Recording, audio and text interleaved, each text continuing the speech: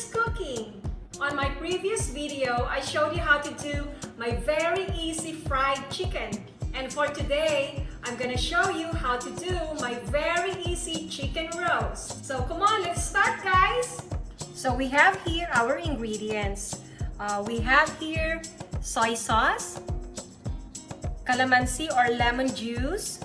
We also have here lemongrass powder and minced garlic. We're also going to add onion powder, olive oil, turmeric powder.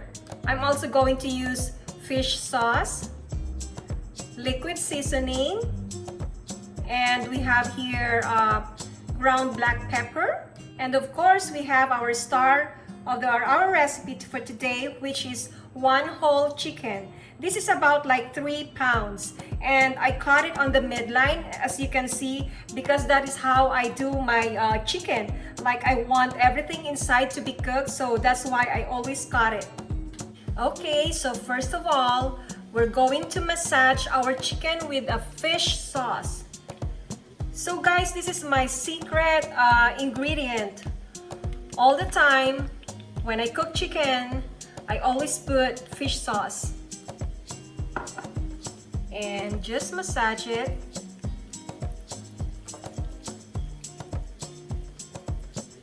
Just like, you know, the way you want it to be massaged. And do the same on the other side.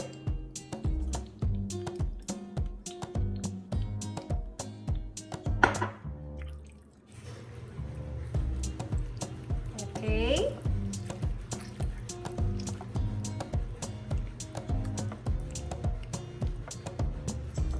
Massage it thoroughly.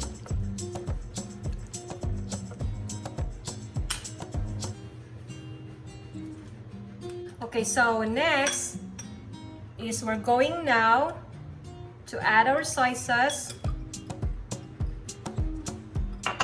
and then our lemon juice or calamansi.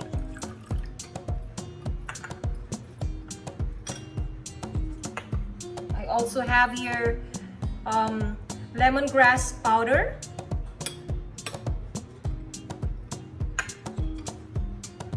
But if you want to use fresh lemongrass, then you can do that. And next, I'm going to add my garlic. The more garlic, the better. And next, our turmeric powder. Let's say around like 2 tablespoons.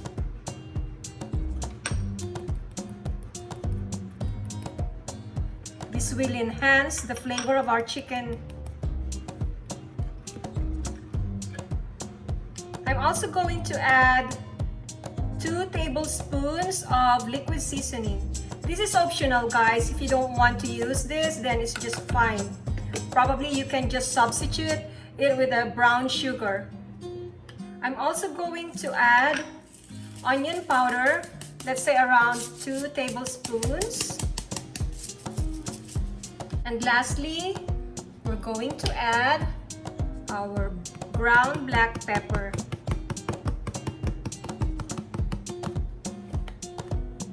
I love ground black pepper. So you can see I really, you know, put a lot of pepper on every recipe that I cook. And also don't forget our olive oil.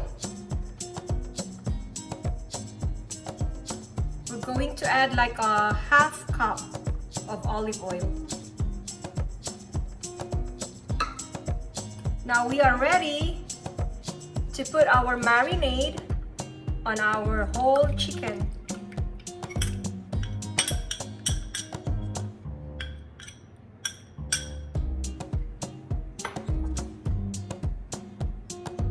So guys, I already preheated my oven at 350 degrees. We're going to bake this, or we're going to roast this for around 60 minutes. But we have to make sure that after 30 minutes of roasting, we're going to flip the chicken because I position my chicken like this, like breast up, because I want all the chicken inside to cook first. And then after 30 minutes, I'm going to flip it and roast like, you know, the chicken skin. Okay, so guys, you can see this is now our chicken. Actually, I added like another 15 minutes. And I'm going now to flip it.